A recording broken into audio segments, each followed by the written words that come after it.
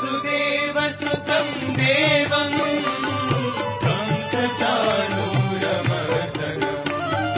देवकी परमानन्दं कृष्णं वन्दे जगद्गुरुं देवकी परमानन्दं कृष्णं वन्दे जगद्गुरुम्.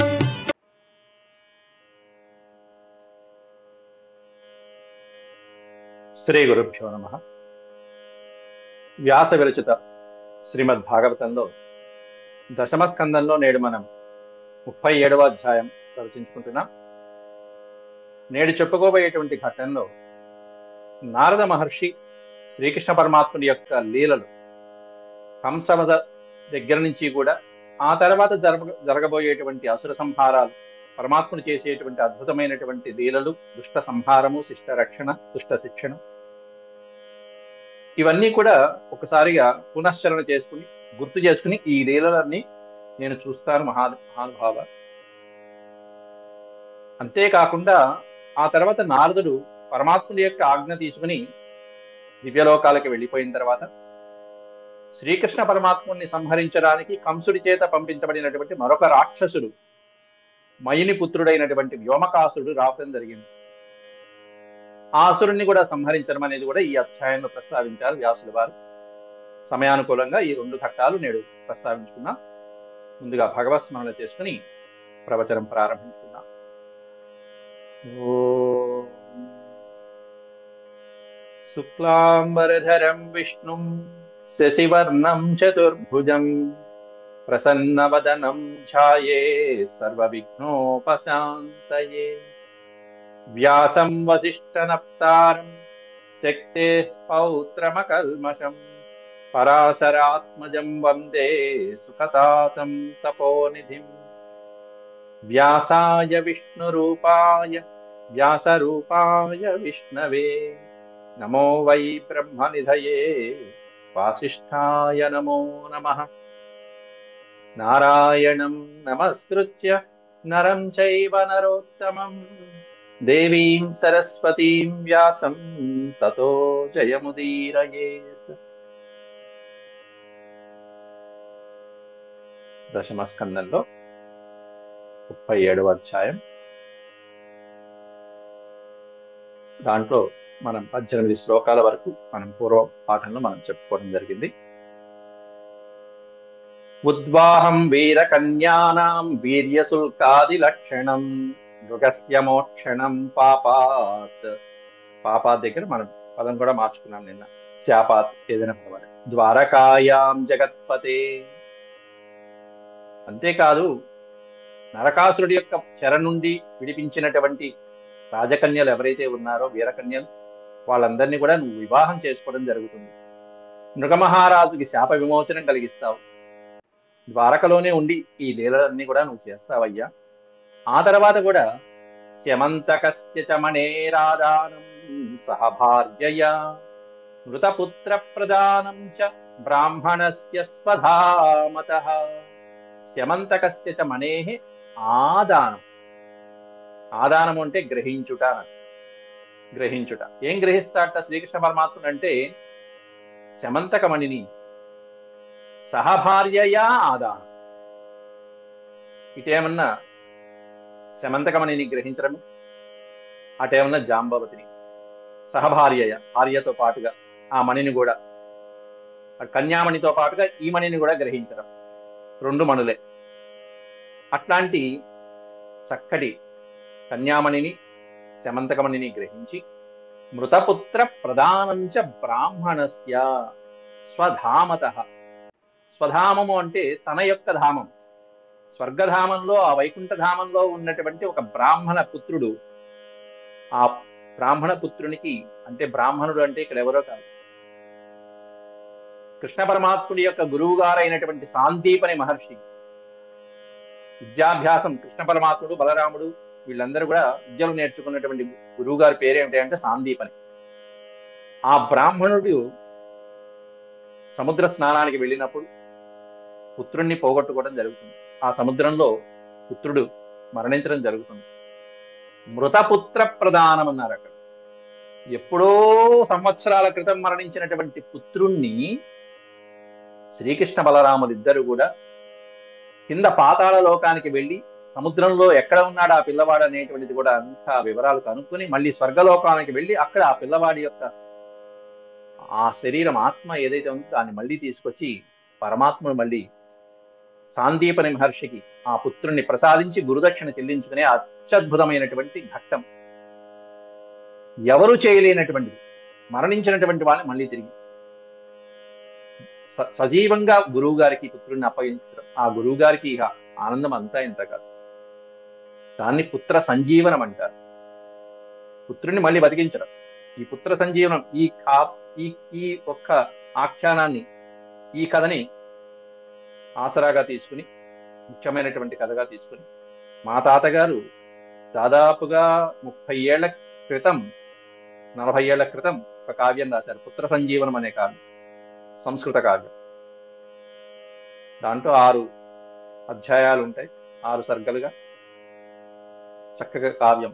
అంటే కృష్ణ పరమాత్ముడు తన గురువు గారికి ఆ పుత్రుడిని మళ్ళీ ఎలా తీసుకొచ్చి ఇచ్చాడు అనేటువంటిది మా తాతగారు ముళ్ళపూడి నారాయణ శాస్త్రి గారు రాసినటువంటి అత్యద్భుతమైన సంస్కృత కావ్యం.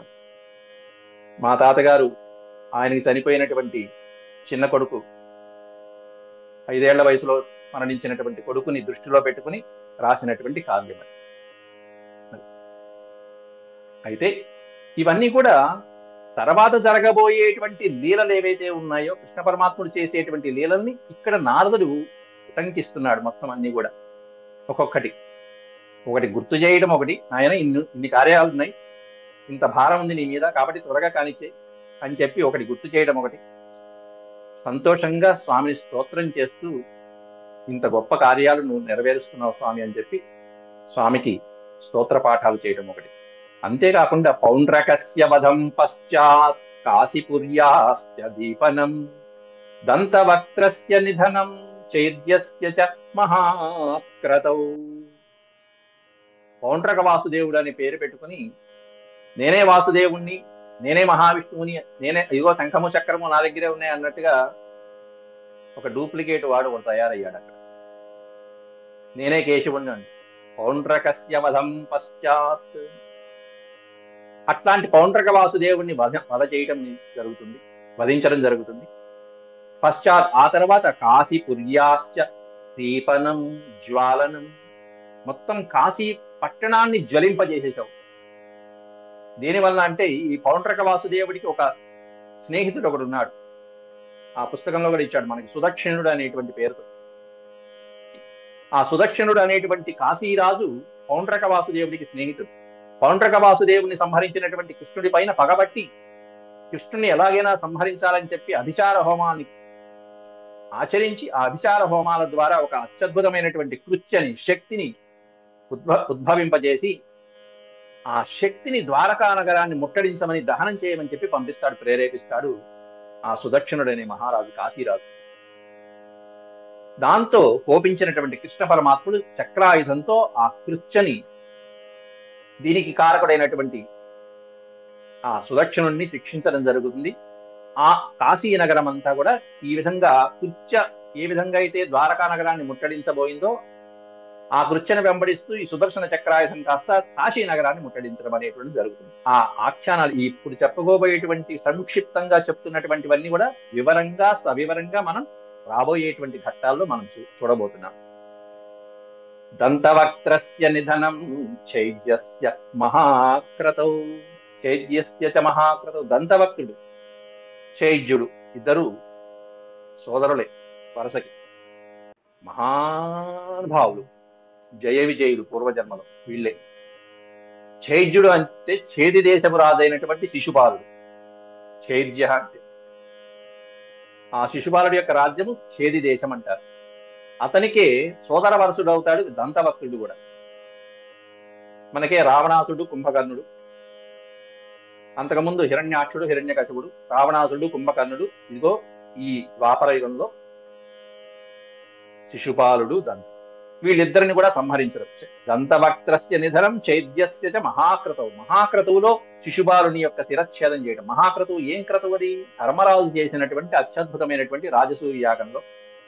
ఆ యాగంలో అగ్రతాంబూలానికి కూర్చోబెట్టి చక్కగా భీష్మ పితామహుడి యొక్క ఆజ్ఞతో ధర్మరాజు ఆ కృష్ణ పరమాత్ముడికి అగ్రతాంబూలం ఇవ్వబోతుంటే శిశుపాలుడు ఇక వారికి సమయం మూడింది, లేచాడు, కృష్ణ పరమాత్ముడిని నిందించడం జరిగింది. ఆ సందర్భంలో సుదర్శన చక్రాయుధంతో శిరచ్ఛేదం చేయటం పెద్ద మహాకావ్యం, శిశుపాల వధ అనేటువంటి మహాకావ్యం అది. ఇట్లా ఎన్ని కార్యక్రమాలు నాయన నువ్వు నిర్వహించవలసింది. యాని చ అన్యాని వీర్యాని ద్వారకామావసన్ భవాన్ కర్తా ద్రక్ష్యామ్యహం తాని ఏయాని కవిభిర్భువి. యాని చ అన్యాని వీర్యాని కార్యాన్ని, ఇంకా ఇలాంటివి ఎన్ని కార్యాలు నువ్వు నిర్వహిస్తూ ఉంటావో ఎక్కడ ఉంది? ద్వారకా అవసన్ భవాన్, భవాన్ ద్వారకా అవసన్, నువ్వు ద్వారకలోనే నివసిస్తూ నువ్వు చేసేటువంటి ఘనకార్యాలు ఎన్నైతే చేస్తూ ఉంటావో అవన్నీ కూడా ద్రక్ష్యామి అహం, తాని ద్రక్ష్యామి అహం, ఆ కార్యాలన్నీ నేను చూస్తూ ఉంటా, దర్శిస్తూ ఉంటా. ఆ ఎటువంటి కార్యాలు అవన్నీ నువ్వు చేసేవి? తాని కార్యాన్ని ఏయాని కవిభిర్భువి. ఒక భూమి ఏమిటి, భువి ఏమిటి, సమస్తమైనటువంటి లోకాలు కూడా పండితులైనటువంటి వాళ్ళు, కవులైనటువంటి వాళ్ళు నీ యొక్క లీలని గానం చేస్తూ చక్కగా కీర్తిస్తూ ఉంటే అటువంటి ఆ కార్యాలన్నీ కూడా, వాటన్నిటికీ కర్త ఎవరై అంటే నువ్వే కర్త. అటువంటి కర్త నువ్వు చేసేటువంటి ఆ లీలల్ని మొత్తం పండితులు గానం చేస్తూ ఉంటే వాటిని నేను చూసి తరిస్తూ ఉంటాను స్వామి అంటూ మనసులో దండం పెట్టుకుంటున్నాడు నారద మహర్షి. అంతేకాకుండా అథ తే కాల రూపస్య క్షపయిష్ణోరముష్యవై అక్షౌహిణీం నిధనం ద్రక్ష్యామ్యర్జున సారథే. అర్జున సారథే గుర్తుపట్టేయాలి ఇక్కడ మనం. అర్జున సారథి, అర్జునుడి ఘట్టం. అర్జునుడికి సారథిగా ఉండి రథసారథ్యం వహించి కూడా ఎంత భగవానుడు ఆయన రథసారథ్యం వహించడం ఏమిటి, ఇంత సేవ చేశాడు, రాజుగా ఉన్నాడు, మంత్రిగా ఉన్నాడు, స్నేహితుడిగా ఉన్నాడు, రథసారథిగా కూడా ఉన్నాడు, సేవకుడిగా ఉన్నాడు, అన్ని రకాల పాత్రలు పోషించాడు జగన్నాటక సూత్రధారి. అథ తే కాల రూపస్య, ఆ తర్వాత నీ యొక్క స్వరూపమైనటువంటి అసలైనటువంటి స్వరూపం, అవతార విశేష ఘట్టం ఆ తర్వాత జరిగింది. ఏమిటయ్యా అంటే భూదేవికి ఇచ్చినటువంటి మాట నిలబెట్టుకున్నావు. ఆ తర్వాత సమస్తమైనటువంటి క్షత్రియ వంశాలని నాశనం చేసి అక్షోహిణీనాం నిధనం, మహాభారత సంగ్రామంలో అటు ఇటు నిలబడినటువంటి 18 అక్షోహిణుల యొక్క సైన్యాన్నంతా సర్వనాశనం చేసి చివరికి 8 మందే మిగిలారంతే. ఇటు 8 మంది, అటు 3, అంతే. మొత్తం అంతా సర్వనాశనం చేసి పారేసి.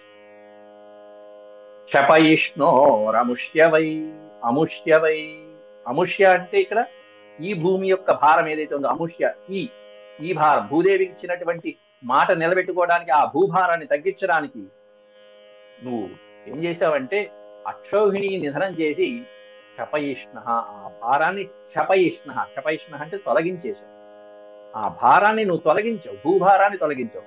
ఏం చేశావంటే రథసారథ్యాన్ని వహించి అర్జునుడికి రథసారథిగా ఉండి ద్రక్ష్యామి, అట్లాంటి రథసారథ్యం వహించి అక్షౌహిణి సైన్యాన్ని నిధనం చేసినటువంటి ఆ కార్యాన్ని కూడా ద్రక్ష్యామి, నేను చూస్తా స్వామి, నేను చూసి ఆనందిస్తాను, తిలకిస్తాను.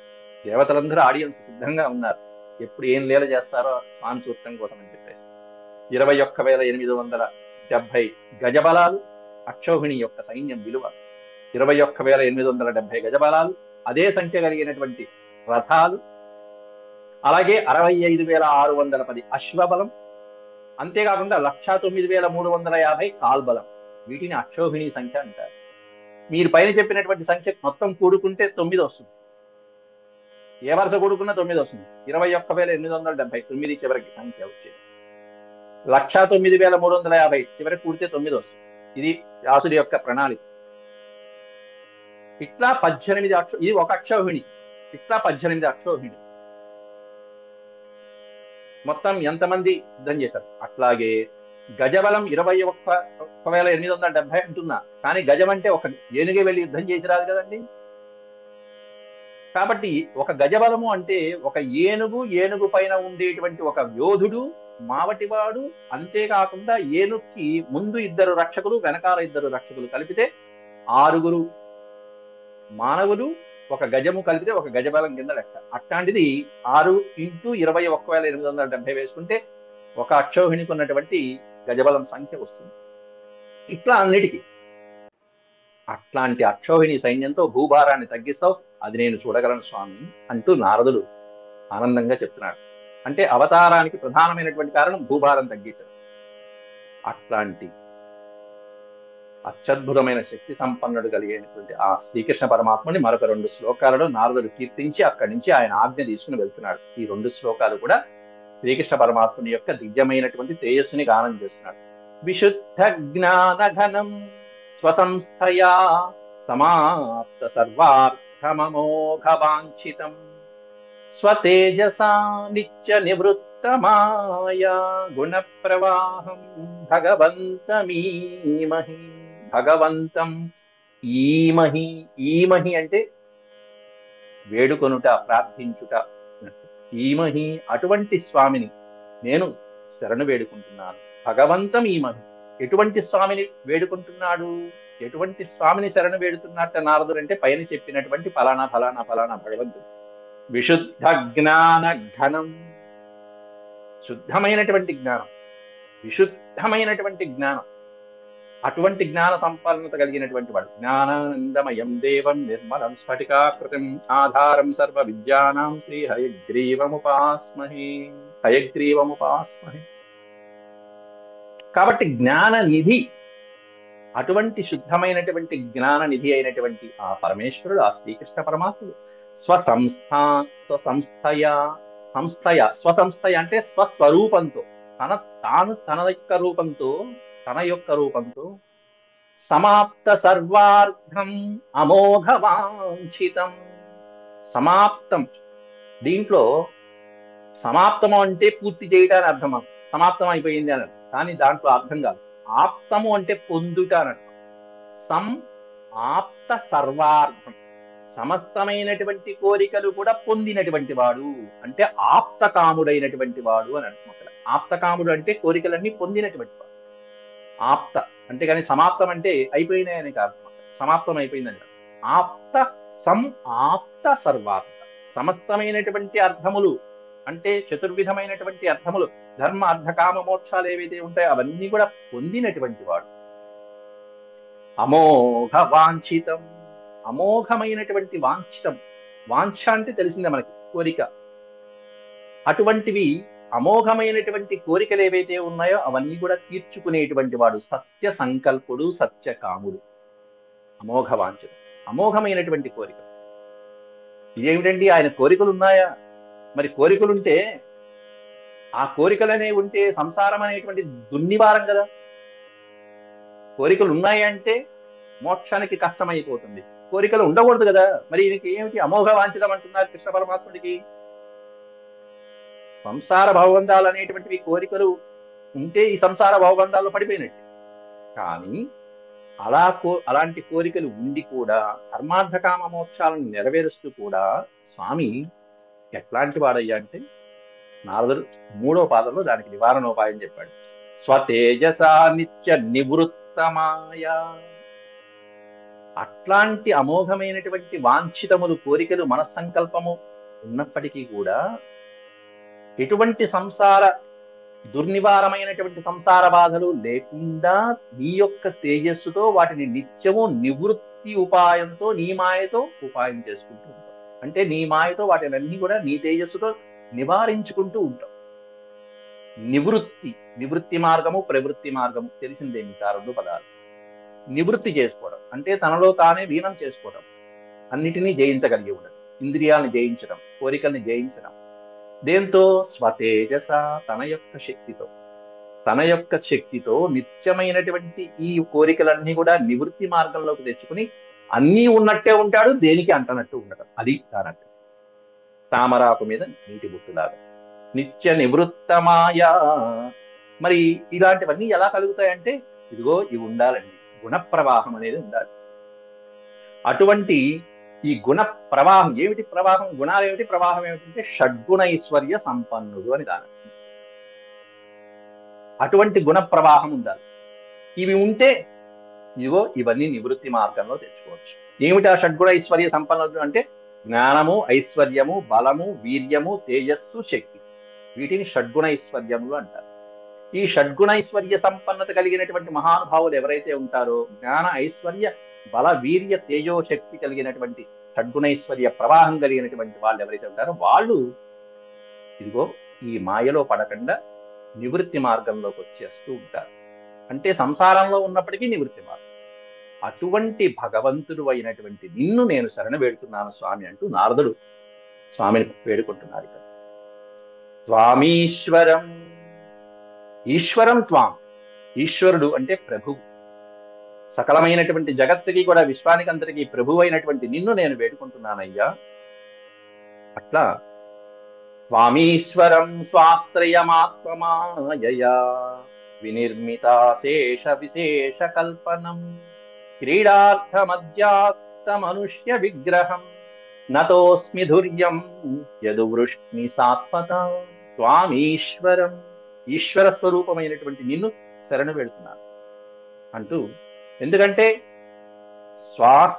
స్వాశ్రయమాత్మమాయ అన్నారు అక్కడ. స్వాశ్రయము అంటే స్వతంత్రుడైనటువంటి వాడు అని అర్థం. ఈయన ఎవరి మీదన్నా ఆశ్రయం ఉందా? పోనీ ఈయనకి ఎవరైనా అధిష్టానం, ఈయనకంటే పైన ఎవరన్నా ఉన్నారా? ఎవరు లేరు.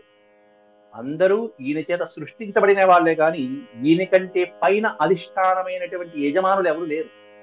కాబట్టి స్వ ఆశ్రయ, తనని తానే ఆశ్రయించి ఉన్నటువంటి స్వతంత్రుడు ఎవరైతే ఉంటాడో ఆయన పరమాత్ముడు. అటువంటి నీవు నీ యొక్క ఆత్మమాయతో వినిర్మితాశేష విశేష కల్పనం, విశేషమైనటువంటి కల్పనలు చేశావు. నీ మనస్సంకల్పంతో ఇదిగో ఈ సమస్తమైనటువంటి జగత్తుని నిర్మించావు. వినిర్మిత అశేష విశేష కల్పనం అన్నారు. అశేష విశేష కల్పనం అనే పదానికి అర్థం ఏంటంటే, ఈ మహదాదులైనటువంటి ఈ పంచవింశతి తత్వాలు ఏవైతే ఉంటాయో, పంచవింశతి తత్వాలు, పంచవింశతి అంటే 25, అంటే మామూలుగా పంచేంద్రియాలు, పంచ జ్ఞానేంద్రియాలు, పంచ కర్మేంద్రియాలు, మొత్తం 25 మహత్తుతో మొదలు పెట్టుకుని చివరికి మనస్సు వరకు కూడా. వీటికి వినిర్మిత అశేష విశేష కల్పన, ఈ మహదాదులతో ఉన్నటువంటి పంచవింశతి తత్వాలకి వాటిని ఆధారంగా చేసుకున్నటువంటి సమస్తమైనటువంటి సృష్టికి కూడా నీవు నిర్మించి ఆధారభూతుడివయ్యావు. ఇదంతా దేని వల్ల వచ్చిందంటే నీ యొక్క ఆత్మమాయ చేతే, నీ మనోసంకల్పం చేత. క్రీడార్థమధ్యాత్మనుష్య విగ్రహం, అటువంటి ఈ విశ్వాన్ని నీవే సృష్టించి దాంట్లో మనుష్య విగ్రహాన్ని అంటే మానవ రూపాన్ని దాల్చి క్రీడార్థం, ఒక లీల కోసం, లీలలాగా నీ లీలని ప్రదర్శించడం కోసం మానవ స్వరూపాన్ని ధరించి వచ్చి ఇక్కడ మా మధ్యలో వచ్చి ఇదిగో నీవు ఈ విధంగా అనేకమైనటువంటి దుష్ట సంహారం చేసి శిష్ట రక్షణ చేసి సజ్జనుల్ని కాపాడుతున్నటువంటి నీకు నతోస్మి, నీకు నమస్కారం నాయన. నతః అనే పదానికి అర్థం నమస్కారము అని. అహం నతః అస్మి, నేను నీకు నమస్కరిస్తున్నానయ్యా. ఎట్లాంటి నీకు? యదువృష్ణి సాత్వతాం ధుర్యం నతోస్మి. ధుర్యం అనే పదం కొత్త పదం.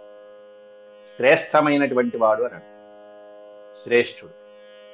యదువంశంలో గాని, వృష్ణి వంశంలో గాని, సాత్వత వంశంలో గాని, ఇటువంటి యాదవ వంశాలలో ఉన్నటువంటి ఉపశాఖలు ఏవైతే ఉన్నాయో ఆ శాఖలందరిలో కల్లా, ఆ రాజులలో కల్లా ధుర్యం శ్రేష్టమైనటువంటి ఓ పరమాత్మ నతః అస్మి, అటువంటి ఈశ్వరుడు అయినటువంటి నీకు నేను నమస్కరిస్తున్నానయ్యా అంటూ వేడుకున్నాడు. ఆ తర్వాత శ్రీ సుఖవాచ, సుఖయోగీంద్రుల వారు ఈ విధంగా నారద మహర్షి స్తోత్రం చేసి తన లోకానికి వెళ్ళిపోయాడయ్యా అంటూ పరీక్షిత్ మహారాజుకి తర్వాత ఘట్టాన్ని మొదలు పెడుతున్నారు.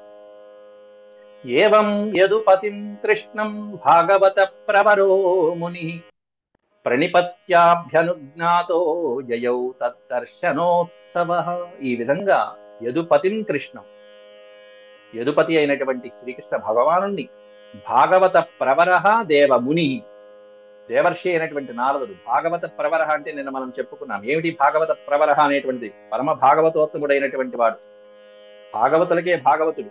అట్లాంటి, ఎందుకంటే రామాయణ భాగవతాలకి గురువైనటువంటి వాడు. అట్లాంటి భాగవత ప్రవరుడు అండ్ భాగవత ధర్మానికి ఆచార్యుడైనటువంటి వాడు. అట్లాంటి దేవర్షి నారదుడు ప్రణిపత్య అభ్యనుజ్ఞాత. ప్రణిపత్య, ప్రణిపాతం, చక్కగా వంగి నమస్కారం చేసి, శిరసా నమస్కారం చేసి, అనుజ్ఞాత, స్వామి యొక్క ఆజ్ఞతో, స్వామి ఇక సెలవిస్తే నేను బయలుదేరతాను ఇక నా లోకానికి అంటూ చేయవలసిన కార్యం, వచ్చిన పని అయిపోయింది. వచ్చిన పని అయిపోయిన తర్వాత మహాత్ములైనటువంటి వాళ్ళు మరొక్క క్షణం కూడా అక్కడ ఉండరు. కాబట్టి నీ ఆజ్ఞ సెలవైతే నేను బయలుదేరతానండి అంటూ కృష్ణ పరమాత్ముడి ఆజ్ఞ తీసుకుని యయౌ తద్దర్శనోత్సవ, స్వామి యొక్క దర్శనం ఆనందంగా చేసుకున్నటువంటి ఆ ఆనందంలో అక్కడి నుంచి నారద మహర్షి తన దివ్యలోకానికి వెళ్ళిపోయాడు.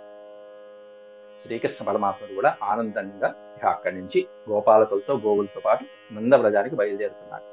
భగవానపి గోవిందో హత్వా కేసినమాహవే పశూన పాలయత్ పాలై ప్రీతైర్ ప్రజసుఖావహ.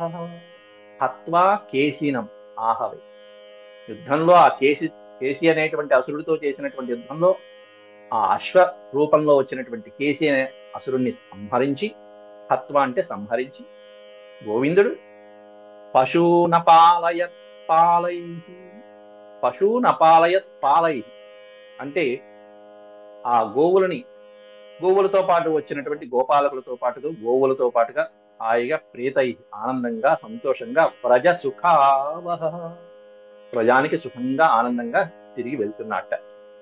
ఆ తిరిగి వెళ్తున్నటువంటి సమయంలో ఒకానొక సందర్భంలో ఏం జరిగిందనేది వర్ణిస్తున్నారు. ఏకదాతే పశూన్ పాలాశ్చారయంతో ద్రిసానిషు చక్రుర్నిలాయన క్రీడాశ్చోరపాలాపదేశతః.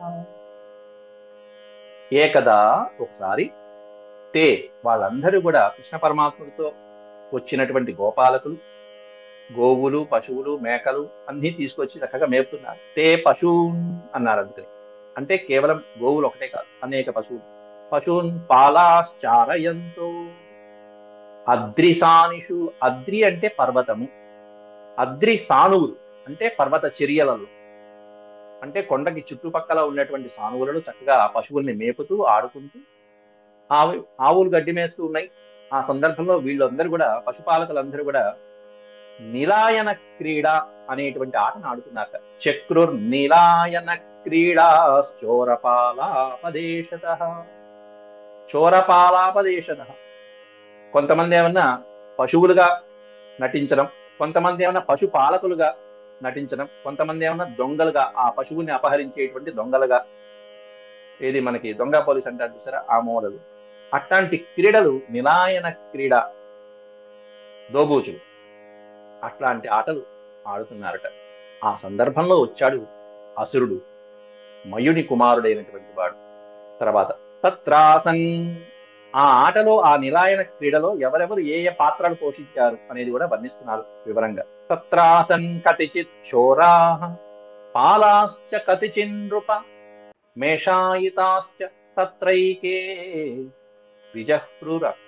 విజహ్రురకుతో భయాః. కతిచిత్ చోరాః, కొంతమంది ఏమన్నా చోరులు, దొంగల్లాగా నటించారట ఆ పాత్ర పోషించి. కొంతమంది ఏమన్నా పాలాశ్చ అంటే పశుపాలకులు, పశువుల్ని రక్షించేటువంటి గోపాలకుల్లాగా కొంతమంది నటించారట. మేషాయితాశ్చ, మేషాయితాశ్చ అంటే మేషము, మేక ఆకారాలుగా, అంటే పశువుల ఆకారంగా. మనకి పంచతంత్రంలో కూడా ఈ కథలు ఉంటాయి. నలుగురు మేకలు బ్రాహ్మణుడు తీసుకువెళ్తుంటే దొంగలు రకరకాలుగా మాటలు చెప్పి ఆ మేకలను ఎత్తుకుపోయిన సందర్భాలు ఉన్నాయి. అట్లాంటి కథలు. మేషాయితాశ్చ తత్రేకే విజహ్రురకుతో భయా. కొంతమంది ఏమైనా మేక ఆకారంతో, వాళ్ళు వంగి మేకల్లాగానే చేతులు ముందు పెట్టి నడవడం, ఈ విధంగా నటిస్తూ పాత్రలు పోషిస్తున్నారు. ఆ విధమైనటువంటి ఆట ఆడుతూ ఉన్న సందర్భంలో మయపుత్రో మహామాయో వ్యోమో గోపాల వేషధృక్ మేషాయితాన్ అపోవాహ ప్రాయశ్చోరాయితో బహు. మయుడి కుమారుడైనటువంటి వాడు. ఈ మయుడు ఎవరో కాదు, అర్జునుడి చక్కటి పాండవులకి సభ నిర్మించినటువంటి మయుడే, మయాసురుడు. పాండవ వనదహన సన్నివేశంలో రక్షించబడినటువంటి వాడు. అతని పుత్రుడైనటువంటి మహామాయుడైనటువంటి వ్యోమకాసురుడు, కంసుడి చేత పంపించబడినటువంటి మరొక అసురుడు. వ్యోమో గోపాల వేష ధృక్, ధృక్ అంటే ధరించిన వాడు. గోపాల వేషంలో వచ్చేశాడు, అందరిలో కలిసిపోయాడు. వాడు మేషాయితాన్ అపోవాహ, మేషాయితాన్ అపోవాహ ప్రాయశ్చోరాయితో బహు. ఆ మేకలు వేషం వేసుకున్నటువంటి గోపాలకులు, దొంగలుగా ఆడుతున్నటువంటి, దొంగతనం చేసేటువంటి విధంగా ఆడుతున్నటువంటి వాళ్ళతో వీడు కలిసిపోయాడు. ఈ దొంగ వచ్చినటువంటి అసురుడు కాస్త వ్యోమకాసుడు. ఎంతో మంది ఉన్నారు గోపాలకులు. ఇక వీడేం చేశాడంటే వాళ్ళందరినీ ప్రాయశ్చోరాయితో బహు, మెల్లమెల్లగా మెల్లమెల్లగా ఒక్కొక్కరిని, కొంతమందిని నలుగురిని 10 మందిని అలా అలా చోరాయిత, గోపాలకుల్ని అందరినీ దొంగిలించడం మొదలుపెట్టాడు. అట్లా ఎన్నో పర్యాయాలు వీడు ఒకసారి, రెండో రౌండ్, మూడో రౌండ్, అట్లా ఎంతో మందిని దొంగిలించి వీళ్ళందరినీ తీసుకెళ్లి ఎక్కడ పెడుతున్నట్ట, గిరిధర్యాం వినిక్షిప్య నీతం నీతం మహాసురః శిలయా పిదధే ద్వారం చతుఃపంచావశేషితాః.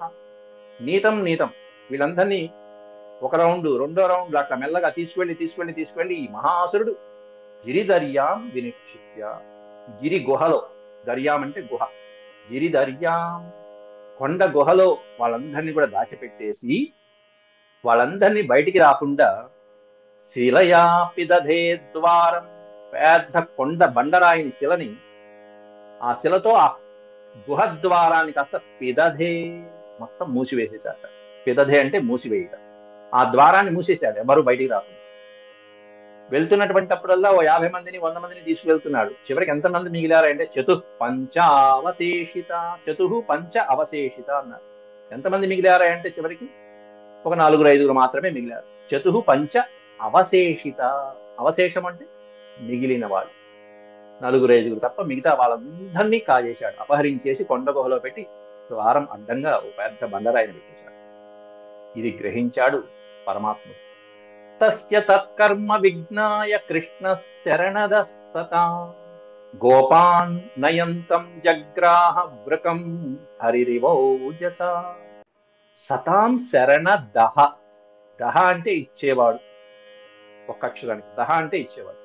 ఏమిచ్చేవాట, శరణదహ, అభయం ఇచ్చేవాడు. శరణు కోరినటువంటి వాళ్ళకి అభయం ఇచ్చేటువంటి వాడు. ఎవరు కోరతారు, సతాం, సత్పురుషులు, సజ్జనులు. సజ్జనులకి అభయం ఇచ్చేటువంటి స్వామి అయినటువంటి కృష్ణ ప్రభువు తస్య తత్కర్మ విజ్ఞాయ, ఈ అసురుడి యొక్క కర్మని విజ్ఞాయ తెలుసుకుని గోపాన్ నయంతం జగ్రాహ వృకం హరిరివౌజస, మొత్తం గోపాలకులందరినీ కూడా ఆ కొండ గుహలోకి నయంతం నయంతం నయంతం తీసుకువెళ్తున్నటువంటి ఆ అసురుణ్ణి జగ్రాహ పట్టుకున్నట్ట. ఎలా పట్టుకున్నాడంటే ఒక ఉపమానం చెప్తున్నారు. వృకం హరిరివ ఓజస.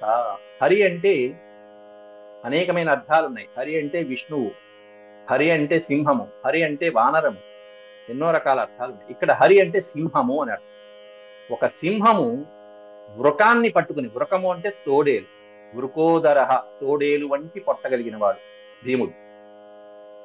హరి రివౌజస వృకం, ఒక సింహము ఒక గుంటనక్కని ఒక తోడేల్ని పట్టుకున్నట్టుగా, తన యొక్క శక్తితో ఒక తోడేల్ని పట్టుకున్నట్టుగా పరమాత్ముడు ఈ అసురుని పట్టుకున్నట్ట. జగ్రాహ